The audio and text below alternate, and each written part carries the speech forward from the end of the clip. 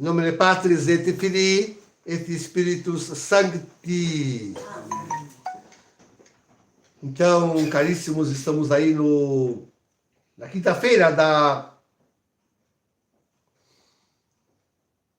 nona semana, depois de Pentecostes, celebrando São Norberto. Então, eu vou pensar alto também, isto é, vou colocar aqui alguns elementos, mas estou pensando sobre o assunto, seria assim, pensando em voz alta. Bem, primeiro o contexto histórico. São Norberto é um daqueles grandes homens, né? Os padres brancos, né? Ele fundou os padres chamados padres brancos por causa que usavam batina branca. Os padres brancos. E daquele século XIII, né? 12, 13, uma grande reforma na igreja, uma grande renovação na igreja. E saiu justamente pela mão desses grandes homens, Norberto, Domingos, Francisco de Assis, Santo Antônio, pela mão desses grandes homens.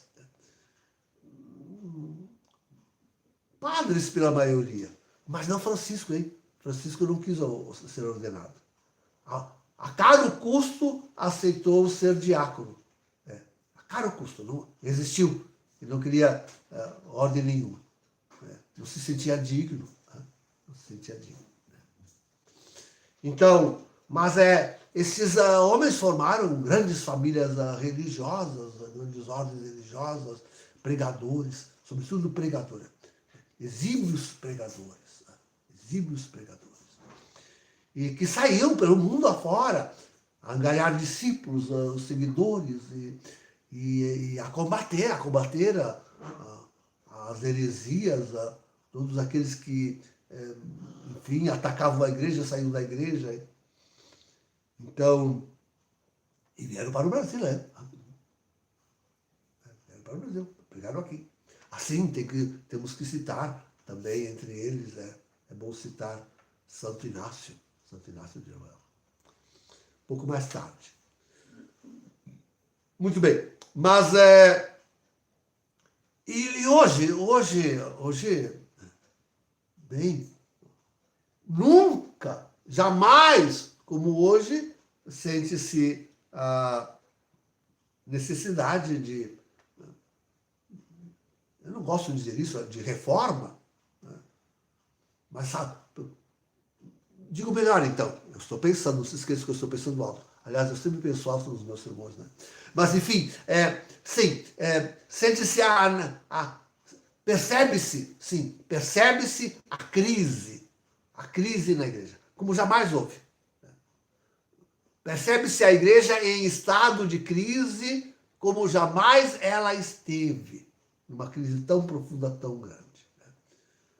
E uma crise que vem justamente do clero, desde Nossa Senhora em Fátima, desde o Cimo, né? Desde aquele que devia ser o Papa, né? Desde o papado, desde Roma, a famosa Roma que tudo guardava. Eu tenho que me rir porque as contradições são imensas, né?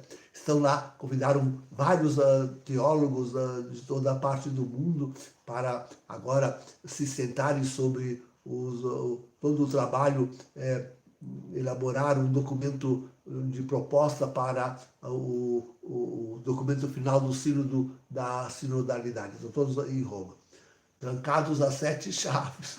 O sino da sinodalidade, que é para ser uma coisa aberta, participativa, ele tem sido feito, queridos, de uma forma tão tremendamente secreta e dirigida. Não sai lá a conclusão do povo, não sai, pode ter certeza, não sai de lá a conclusão do povo.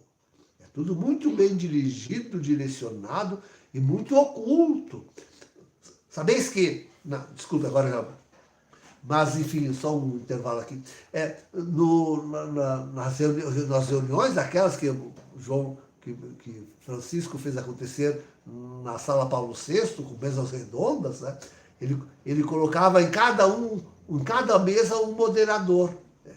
E o moderador que dirigia a coisa com mão de ferro. Os assuntos e as conclusões dos assuntos eram aquilo que esses moderadores queriam. Não havia liberdade de expressão nem de pensamento, viu? Não havia mesmo. Como eu estou tendo agora aqui no sermão. Bom, mas isso é uma coisa que... Enfim. Então a crise na igreja é tremenda e vem lá de cima. Né? Mas não é só lá em cima, queridos. A crise é geral. Né? Não são só os cardeais em crise. Né? São os bispos todos, o mundo inteiro. As dioceses estão em crise. Né? Os padres estão em crise. Olha, que vergonha, agora lembrei disso. Como eu estou falando livremente, eu vou dizer. Eu me envergonho, eu não entendo, eu me entristeço. Quantos padres, estou falando do Brasil, quantos padres se suicidaram nesses últimos tempos, né? Suicídio. Não tem coisa maior contradição. Não há coisa em maior contradição do que um sacerdote que é para ser feliz, felicíssimo com a sua vocação, né? Se suicidar. Isso é o sinal da crise. Né? Enfim, sim, deixa-me dizer essa palavra que é importante ser pronunciada. É a grande apostasia. A crise é tal que vivemos uma grande apostasia. Heresia, cisma e apostasia. Né? Heresia em toda parte. O cisma que parte da cabeça. Nunca houve um cisma tão grave, queridos. A heresia, ela tolhe, deixa eu explicitar. A heresia em toda parte é aquela que tolhe toda a fé católica, isto é, questiona a própria divindade de Jesus, a sua ressurreição, os seus milagres, né? A sua divindade. Sim, essa é a heresia. Né?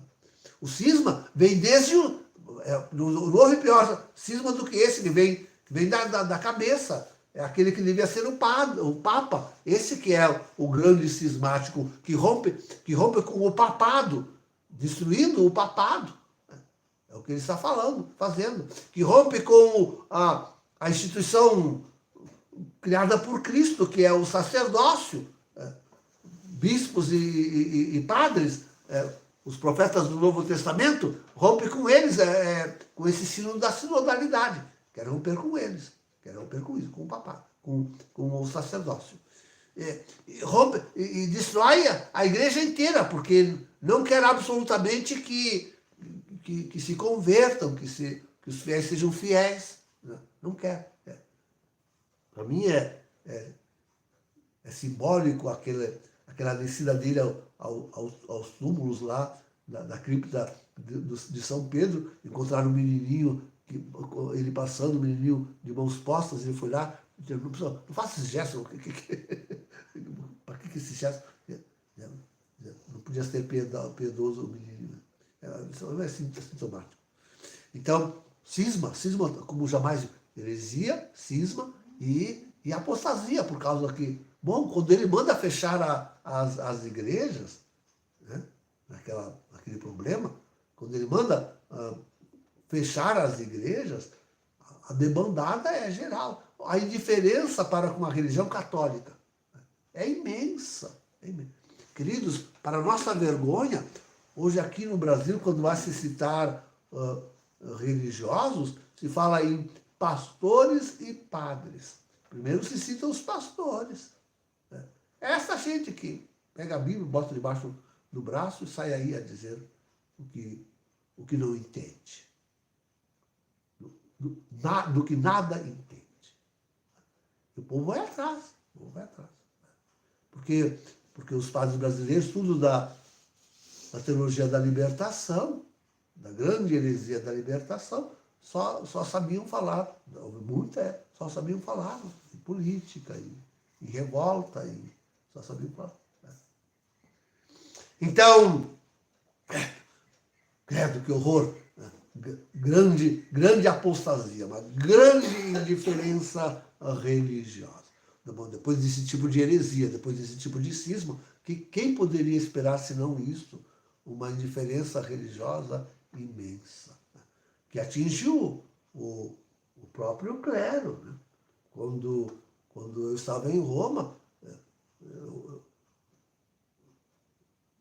causava escândalo por defender a Santa Igreja Católica como a única religião verdadeira. Os padres não aceitavam que se dissesse isso.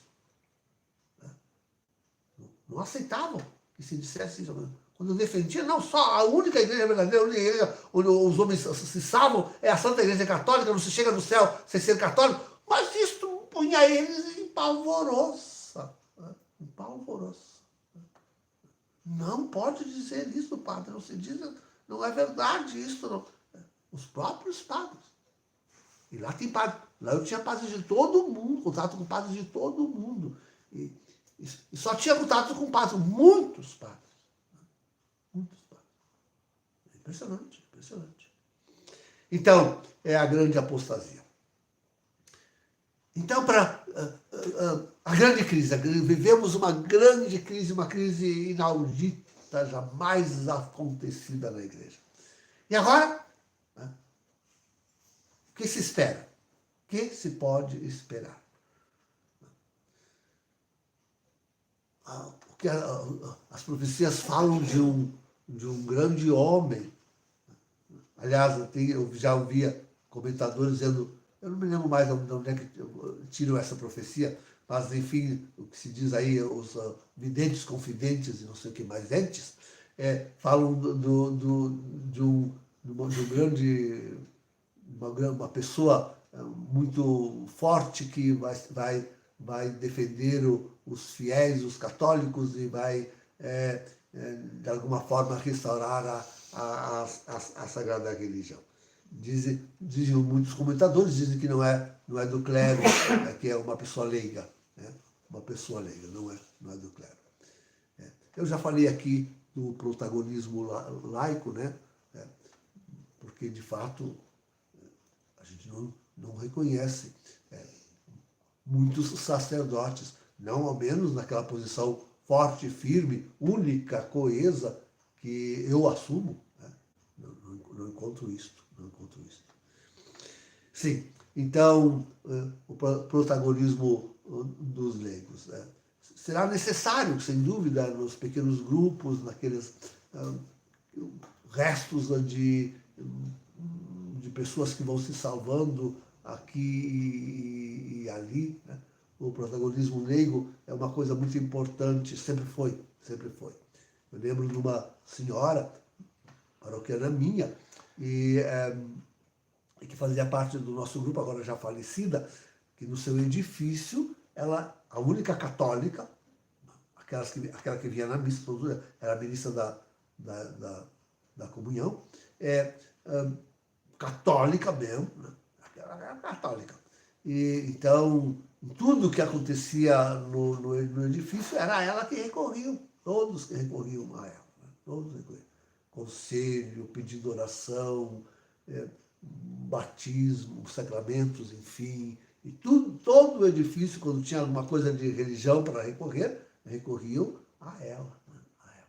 Protagonista. É disso que estamos falando. Então, não me meto nessas profecias, até porque, como dizemos... Agora, é preciso que se preserve a Eucaristia, queridos. Estamos encerrando a 8ª da festa do Santíssimo Sacramento. Amanhã é a festa do Sagrado Coração de Jesus. É preciso que se preserve a Santíssima Eucaristia até o fim dos tempos.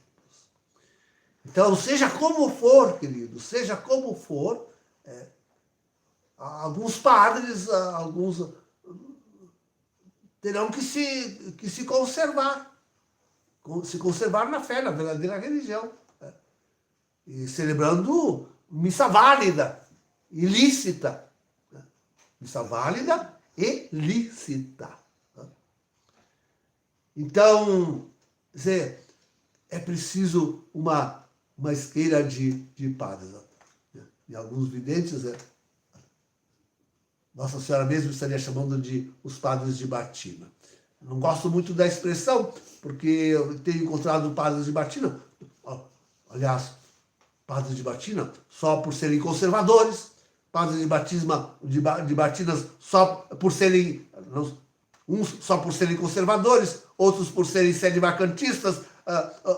Não, eu quero me referir a padres de batina, certamente, talvez alguns até nem batina tenham, mas que em todo caso, sim, sejam teológica e canonicamente esclarecidos, que compreendam os tempos que vivemos, que identifiquem os personagens que estão atuando, né? Sobretudo religiosos, como quem é Jorge Mário Bergoglio. E daqui a pouquinho o anticristo. Né? E se posicionem corajosamente, abertamente na luta contra a destruição da Santa Igreja. É isso que eu espero. É esses sacerdotes que eu espero que surjam no mundo. Né? Coloquemos só esses pontos aí. Que compreendam os tempos que vivemos, né? Que estamos no fim dos tempos, no fim do mundo. 2, que identifiquem os principais personagens que atuam, né, no mundo. Claro, nós temos aí as forças anticrísticas já presentes. Né? Esse é um personagem tremendo, muito diluído, mas identificável em tantos políticos, né? Em tantas instituições internacionais, como a própria ONU, OMS, aquela do Fórum Mundial também, enfim, essas coisas todas.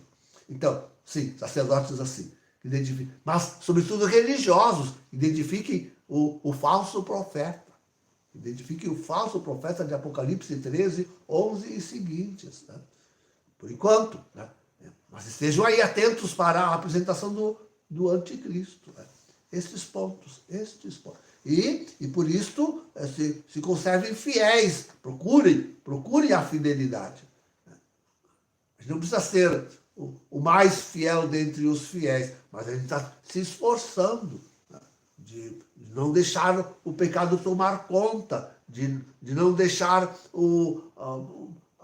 essa destruição da igreja vicejar entre nós, que se esforça, não digo que tenha que rezar a missa tridentina em latim, mas se esforça em preservar a Eucaristia. Tem que preservar a validade e a liceidade eucarística. Então, sacerdotes. É preciso que surjam sacerdotes assim. Como nesse tempo de Norberto, Domingos, Francisco, Antônio, Inácio, grandes sacerdotes assim. Em nome do Pai, do Filho e do Espírito Santo. Amém.